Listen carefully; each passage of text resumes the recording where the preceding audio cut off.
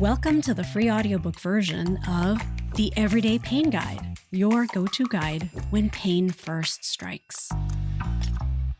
Hi, I'm Dr. Ya-Ling Liu, and the podcast is taking a little detour to make my new book available in an audio-friendly version for everyone out there. Each episode will feature a bite-sized snippet from the book, and together we'll work our way through as much of it as is possible in this format. What's exciting about this is that I'm reading parts of the book to you before it's even available on the shelves. Plus, unlike with a traditional audiobook, you can engage with the content and chat with me about what you hear. You get to ask questions and tell me what you think as each episode rolls out.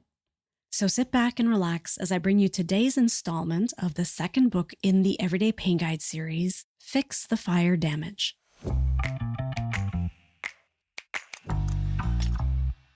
In the last episode, we introduced the first of 5 different ways in which you can retrain your nervous system by releasing toxic coping methods. Today, you'll hear some ideas about how you can use your 5 senses to ease pain suffering and potentially lower your body's overall levels of pain and inflammation. The information, techniques, and suggestions discussed here are not intended as a substitute for your own medical care. Please always consult a healthcare provider before implementing any advice referenced here.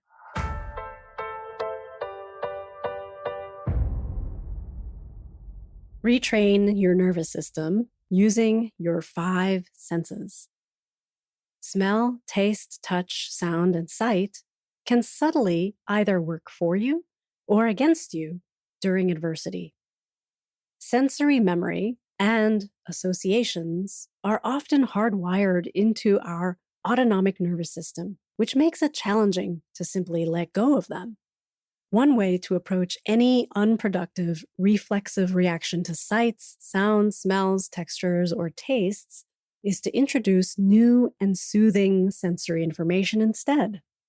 The goal is to strategically overwhelm your habitual state of stress with a sense of well-being.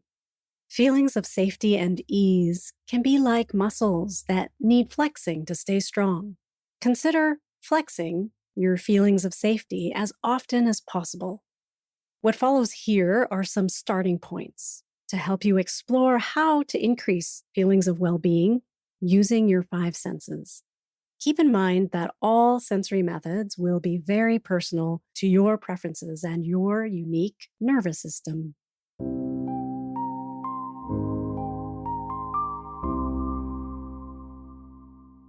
Introduce pleasant scents. We know that smells can impact the stress response in mammals, and further study is still needed to gain clarity about the precise mechanisms, but you don't need research to tell you what aromas you like or dislike. Why not explore the possibility of soothing your nervous system with essential oils that appeal to you, for example, pine, peppermint, lavender, or more? Aromatherapy is the practice of using specific plant-based scents to improve feelings of well-being and often to decrease anxiety. While delving into the world of fragrances, stay vigilant about minimizing the garbage burden introduced through your air journey. Many manufactured commercial scents consist of chemical compounds that may act as endocrine disruptors. Do what you can to choose only pure plant-based essential oils and extracts.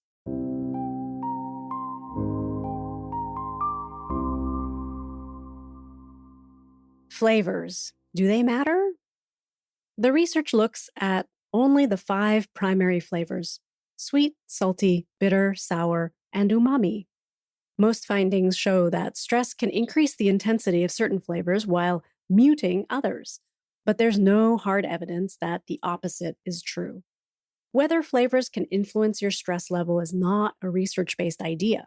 Since this is a section that is supposed to be giving you ways to retrain your nervous system and there isn't any hard research to guide you, I will ask you to take flavor less seriously when aiming to retrain your nervous system.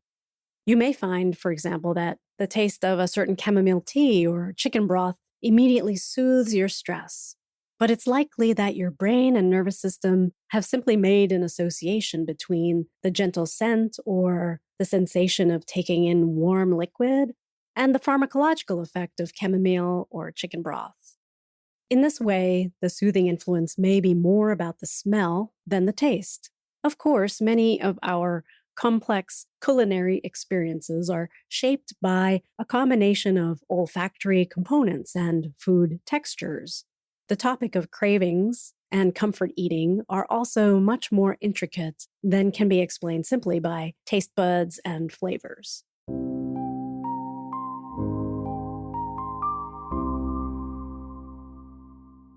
Explore touch, temperature, and pressure. There's a device called a worry stone, which dates back to ancient Greece, Ireland, and Tibet, and possibly more places than is recorded. A worry stone is a small, smooth stone, traditionally polished smooth by the sea, with a thumb-shaped indentation. Letting one's fingers and thumb fiddle with the smooth surface of such a stone was historically used to soothe worry, hence the name. This sort of sensory stimulation can be calming and or distracting. It's a classic use of texture, in this case smooth, to soothe the nervous system. The science is scant on any direct correlation between textures and stress, but if you know that you prefer the feeling of a certain fabric on your skin over others, why not favor the more comfortable textures? Maybe the touch of your own hand can soothe your stress. Reiki is an energy technique that can be self-administered with strategic light touch.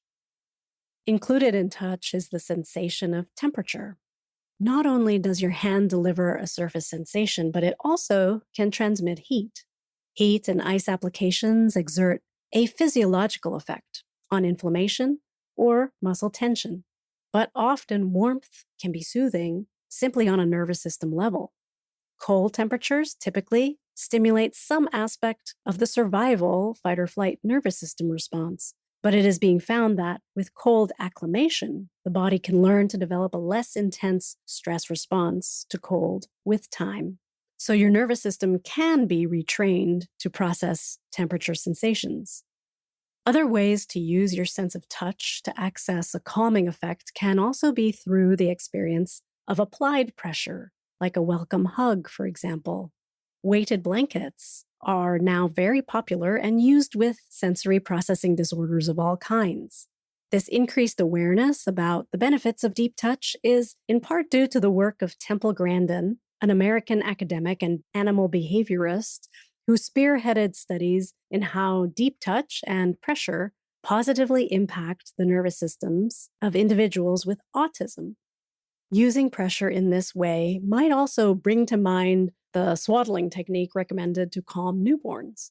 Not everyone enjoys pressure sensations, but for those who do, it can be another tool to explore during times of increased stress. The electromagnetics of touch are much more complex than just the sensation of pressure, but this aspect of sensory input brings to mind the benefit of therapeutic touch like massage therapy. A large part of the benefit to receiving massage may be via the soothing impact that pressure sensation exerts on your nervous system.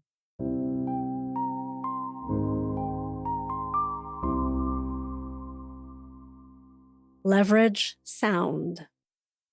Music has been used for eliciting changes in autonomic nervous system activity for centuries, whether or not it was recognized as such. We use music for motivation and relaxation.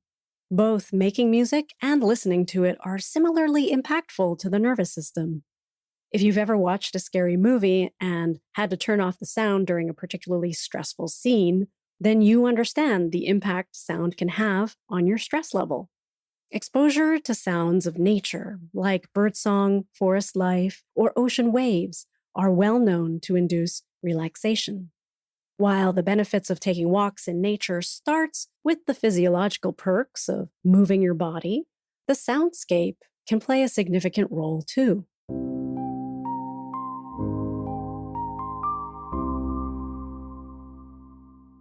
Seek out soothing sights.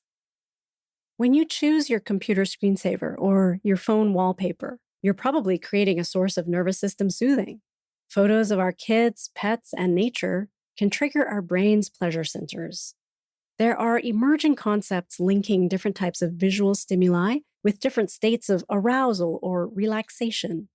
The science is minimal on this topic as well, but why not see for yourself how it feels to widen your gaze as if you were looking out over the ocean or from the edge of a canyon on a clear day or from the top of a hiking trail at the lookout where you can see across to the neighboring mountain range.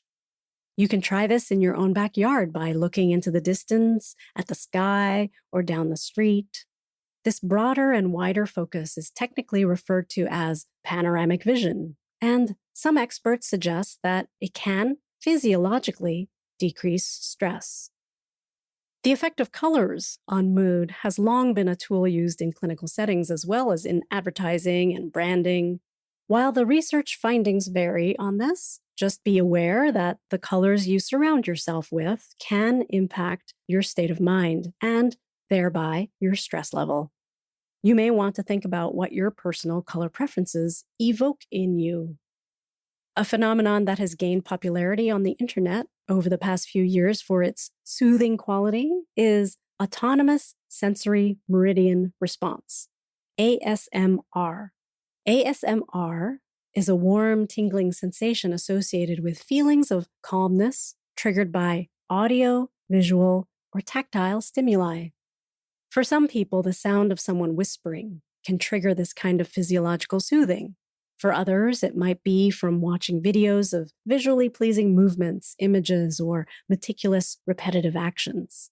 Still others may experience ASMR with feeling specific textures against the skin. Even if you don't experience the full classic tingling ASMR, your nervous system is always paying attention, and you can use any of your senses to create moments of ease that will help crowd out the moments of stress. Mindfulness practices rely on using information from your 5 senses in the moment to center and focus your attention. You may find that if you simply explore and adopt some form of mindfulness practice in your life, you will be harnessing your sensory information to do so.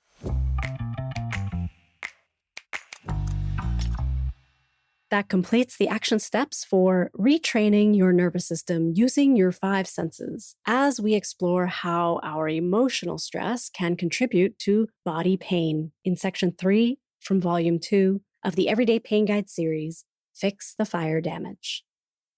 Which one of your 5 senses do you think you take the most cues from? Are you easily startled by sounds? Do you crave the pressure of a heavy blanket, or do you go out of your way to avoid clothing with tags on the inside? Maybe you make decisions about where to eat out based on the smells, or maybe you chose your home based on the view outside your windows. Please feel free to share your thoughts or ask questions that this episode may have brought up for you on my Substack, Better Pain Coping. In the next episode, we continue by examining ways to retrain your glucose metabolism for biologically lower stress. See you then.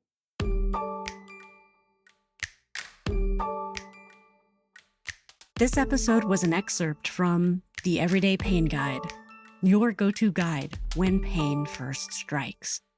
Written and narrated by me, Dr. Ya-Ling Liu, with audio editing and production provided by Organized Sound Productions. Do you have questions or comments about today's episode? You can shoot me an email anytime at hello@stopeverydaypain.com. That's HELLO@stopeverydaypain.com. If you have friends or family members who you know are struggling with persistent, recurring aches and pains, tell them to check out the podcast while they're waiting for the book. To help me get this information to as many people who need it as possible, please consider leaving an honest review, but I'd also be super grateful for a simple like, follow, or share. Thank you for helping me put a stop to everyday pain.